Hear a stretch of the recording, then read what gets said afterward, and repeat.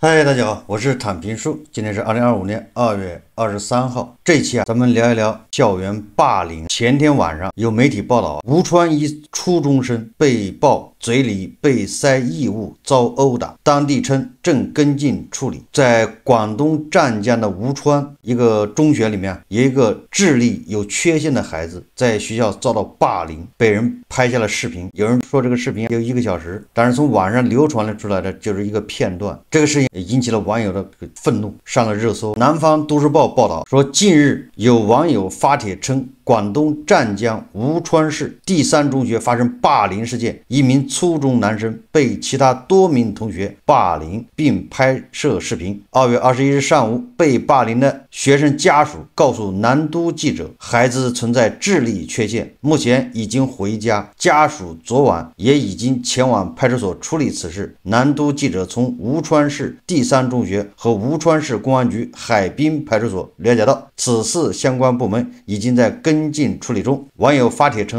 近日吴川市第3中学教室里，一名男生嘴里被其他多名同学塞入异物，使用扫把戳胸口，用拖把打头部，用脚踢踹等方式霸凌，过程中还有人不断辱骂嘲弄。网友称，霸凌者有数人，包括男生和女生。相关视频显示，被霸凌的男生坐在椅子上，面对周围人的打骂，没有太多的反抗。这个视频大家自己可以在网上找着看，这个确实让人很气愤。2月21日上午，被霸凌男生的家属告诉南都记者，事发于19日上午，孩子今年大约15岁，因为智力缺陷晚了2年读书，现于吴川市第3中学读初一。事情发生后，孩子已经回家，精神没受太大影响。因为孩子智力缺陷，他甚至没有感受到他们的恶意，只是以为那些霸凌者在跟他玩。被霸凌男生的家属还称，20日晚11点多，家属接到派出所电话，让过去处理，结果学生不够年龄处理，每人赔了1000元，学校赔偿2万元。说的这个霸凌确实也让人气愤了，尤其看了视频，网上有很多传言，我也不知道真假。被霸凌的学生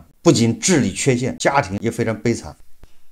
网上的传言，父亲是肝癌去世，母亲自闭症丧失劳动能力，家中3姐弟均存在智力障碍。说该男生经3年治疗，刚恢复基本沟通能力，此前已遭遇6次校园暴力。知情人士透露，校方曾以学生打闹为由拒绝家长报警，甚至有网友说，监控数据对比显示，施暴过程持续14分钟37秒，期间有7名教师经过教室未干预。现场30余名学生中，12人拍摄视频，5人上传社交平台，并配文打狗直播。当地教育局凌晨3点发布通告称，高度重视，但受害人家属至今未收到校方致电。这个被霸凌的这个学生说，身高不足1.5米，这个初一的孩子15岁，还没到1.5米，这确实相当于属于那种比较矮的。还有网友传说，校方要求所有学生签署表格，拒绝让视频流出，也就是封杀这个事情。对于学生霸凌本身就够让人气愤的，何况还霸凌一个智力有缺陷、家庭这么悲惨，自身又比较矮小的这么一个叫智障或者叫残障人士，这就更加让人气愤。关于学生霸凌，我记得我做过好多节目。首先这个学生霸凌第一责任人应该跟家长有关系，这都是家长疏于教育。很多家长不知道自己家孩子在学校什么状况，很多家长认为自己的孩子都是乖宝宝，特别乖，特别听话，不是那种干坏事的人，不是那种助纣为虐的，不是那种欺负人的人，在家特别老实很多家长都是这样，这家长本身就有暴力倾向，这种言传身教，潜移默化，这孩子他就有暴力倾向。关于这个霸凌，我以前节目里面说过很多我们都有亲身的案例，有私力救济的，就是那种你学校不给个说法，你派出所不给个说法，我来给个说法。我有个朋友，就应该是的朋友，武术世家，我刚才说的，他自己的女儿在学校里面遭到别人欺负，学校也管不了，有的时候欺负是摄像头能拍得下来的，就感觉到霸凌了，他自己不便于去找，让他的媳妇找对方家长跟人家理论，结果没有讨回公道，反而被对方的家长打了一顿。这回这个哥们受不了了，因为他是武术世家，结果跑到人家里面讨要这个公道，要个说法，把人给打了，喜提15天，而且还给人家道歉，否则要刑责，也打的还比较重，给人家赔钱。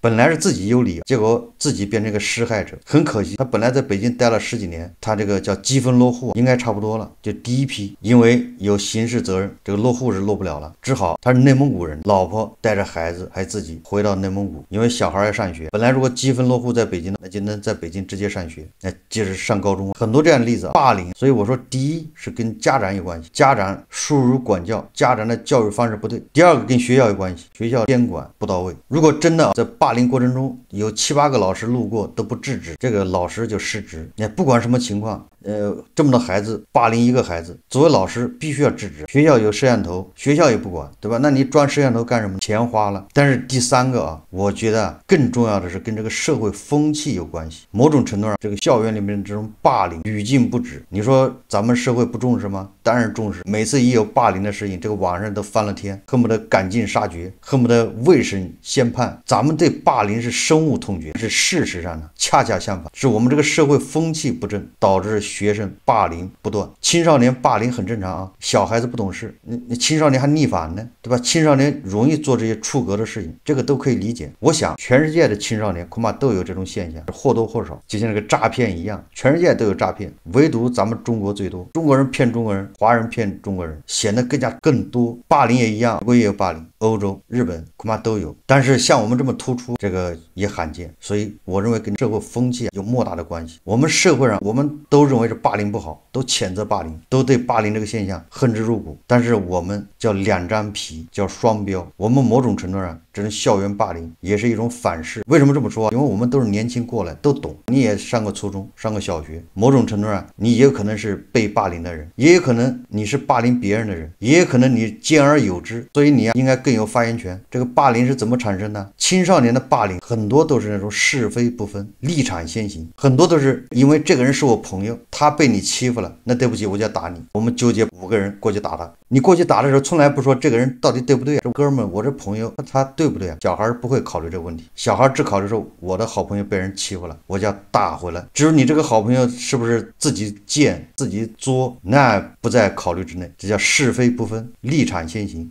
青少年都是这个特征，为朋友出气，这是一种。还有一种什么呢？还有一种纯粹就是起哄，叫羊群效应，也搞不清为啥要欺负他，反正别人打他，那我也去打2下，不打感觉好像自己落伍了。大家想想是不是这么个心态？都是鸡毛蒜皮的那个起因不重要了，霸凌和被霸凌的很多都是这么过来的。那这个是怎么产生的呢？对吧？青少年本身就是这个特征，是非不分，立场先行。他因为非理性小孩，所以他跟我们这个社会密切相关。因为我们这个社会充斥着这种是非不分，立场先行。你大人都这样，你家长都是这种态度，耳濡目染，潜移默化，你的孩子一定会这样，至少他得不到一些纠正。对，虽然我们家长对孩子也说不要欺负人，上学谁要欺负你就告诉老师，告诉家长，你也别欺负别人，肯定会说2句。但是家长的言行日常生活中你所表现出来那种是非不分，立场先行，是一种潜移默化。我举个例子，就是俄乌战争这个，你看网上明明是一个大国，世界第2军事强国侵略一个小国家，这不就是霸凌吗？一个主权国家到另外一个主权国家发动战争，把人家领土割了，有多少人叫好？这叫好的人转眼对他的儿子说不准欺负人，但是对俄罗斯欺负乌克兰他也鼓掌，他也找这个弱者的原因，说你乌克兰为什么要加入北约？你乌克兰为什么这样？乌克兰为什么那样？是不是是非不分，立场先行？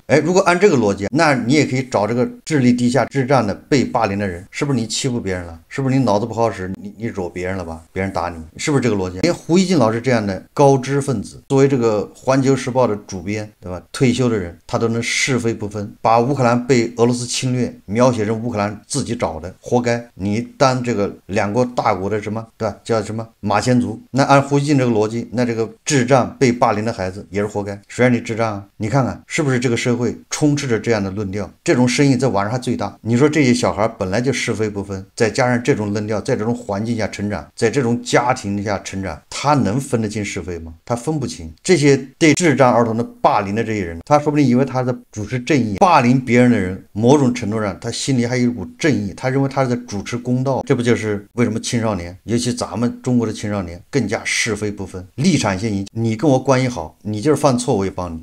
他根本就不讨论对错，这个和头部黄鹅不是一个道理吗？你要跟俄罗斯好，只是俄罗斯侵略别人那没关系，我们要帮他，是不是这个逻辑啊？是不是这个论调？你说在这种成长氛围下成长的这小孩，他能是非分得了吗？他也不想分是非，也可能智力缺陷的这小孩，他做了某些让这个别的小孩不高兴的事情，或者得罪了人家，那别的小孩，那这些霸凌的人就帮他出气。如果按照胡锡进的逻辑，那这个被霸凌的小孩被教训，那是他自找的，就像乌克兰被侵略一样，还得被嘲笑。这个胡锡进老师这几天一直在嘲笑乌克兰，嘲笑泽连斯基，活该，输的裤子都没了，领土被俄罗斯占了，矿被美国占了，债你背着还要还，你为什么要反抗？你早早从了普京不就完了吗？对吧？你为什么在那儿非要加入北约？你看看，这不就是霸凌吗？对俄罗斯霸凌乌克兰，他是鼓掌叫好，拍手称快；对教室里发生这些事情，他又说这叫霸凌，这叫双标，这叫精神分裂。你正因为这种潜移默化，导致这些孩子他就更加是非不分。如果胡锡进这种人，家长在家里教育孩子的时候，你如果要帮朋友，你先看一看你的朋友做的对不对。如果你朋友做的对，被人欺负了，那你帮他应该；如果你朋友做的不对，你应该帮你朋友改正，而不是帮你朋友去欺负别人，去打回来。如果你处理不了，你要找你们老师，实在不行报警找家长，是不是这个道理啊？而不是帮他去打。但是你说这些家长，他认为这个俄罗斯打乌克兰就是天经地义的，早就该打了。你说这些家长他能跟儿子说这样的话吗？就是说出来味道也不正，妥妥的双标。我在教育小孩的时候，我就要注意这一点。我告诉他，我说你们班同学如果在嘲笑某一个学生，大家都笑话他，我说你也不要笑话他，大家都笑话他不一定对，你不能附和。我说你要管不了你就走开，如果你能管你就去管，但是不要附和，因为这个小孩特别容易拉帮结派，嘲笑别人，孤立别人啊，这个大家上过学都懂。这样久而久之，小矛盾就变成大矛盾，对吧？大矛盾就变成霸凌，总有一方要出手，忍不了，一出手这事情清官的难断这个家务事，这些小孩的鸡毛蒜皮的事情倒也倒不清楚。所以我觉得霸凌关键还是这个社会风气，你这个社会风气自上而下就不正，自上而下就是强词夺理，没有什么公平正义之心，对吧？网上充斥的都是这种打得好，把一个国家侵略别的国家，这叫正义；把正常的贸易摩擦叫霸凌，你这不就是颠倒是非吗？对吧？把正常的协议、贸易、和谈这种叫是谈判叫做霸凌，把动用钢铁洪流、坦克、导弹轰炸，这个叫活该，这叫正义，这不就是黑白颠倒吗？是非不分吗？对吧？你说长期在这种环境下成长的孩子，他能好得了吗？这个被霸凌的孩子智力缺陷、智障，你能看出来，那些霸凌别人的这些孩子才是真正的智力缺陷，对吧？表面上看正常，实际上他是智力残缺，就是这个社会导致的。所以要根除这个霸凌，或者叫尽可能减少霸凌现象，需要全社会共同努力，要树立一个正确的价值观、是非观，不能因为俄罗斯是你爹，你就要帮他。当然了，也有阴谋论，说这个广东湛江吴川，他刚火了一个叫 DeepSeek 的创始人梁文峰，他老家就是吴川的。这个吴川正有面子的时候，就报了这么个事，这网上也一下就火了，成为舆论的焦点。这下吴川的面子丢光了。不管怎么说，这个校园霸凌一定是要遭到谴责，全社会都要重视。但是问题的根源在哪儿？问题的根源在我们自己，不在小孩身上，在大人身上，在这个社会身上。这个社会不正常，如果这个社会继续这么不正常下去，这种霸凌是不会杜绝的。直播的时候我说过，你北京的小学课间10分钟，班主任在教室看着，这些孩子不准出门，除了上厕所报告，去上厕所马上就回来，不准去操场，课间活动不准去操场。你想想，一个老师在教室看着，已经把学校逼成什么样了？没有办法，就怕出现这样的事情，什么霸凌，孩子在操场上跑磕着了，都是学校的责任。那学校没办法，我看到北京的学校那个楼梯那儿都用铁丝网给它铁栏杆给它焊上，就害怕孩子掉下去。你看这个发生在教室里面的霸凌都没办法杜绝，那你要把这孩子放到操场上，在操场某个角落里面霸凌，摄像头照不到的地方，那不更严重吗？所以逼的学校老师只能这么管理，把孩子像坐牢一样的，一下课你的老师坐在教室里面不要动，给你看死了。我们这种社会氛围成长下的小孩是非不分，拍了这个视频给他起个标题叫打狗直播。我们有这样的社会氛围，我们有这样的家长，你还指望孩子能正常？智力缺陷孩子的这些霸凌者的家长道歉了吗？对吧？但这些孩子刷短视频、刷社交媒体，看到对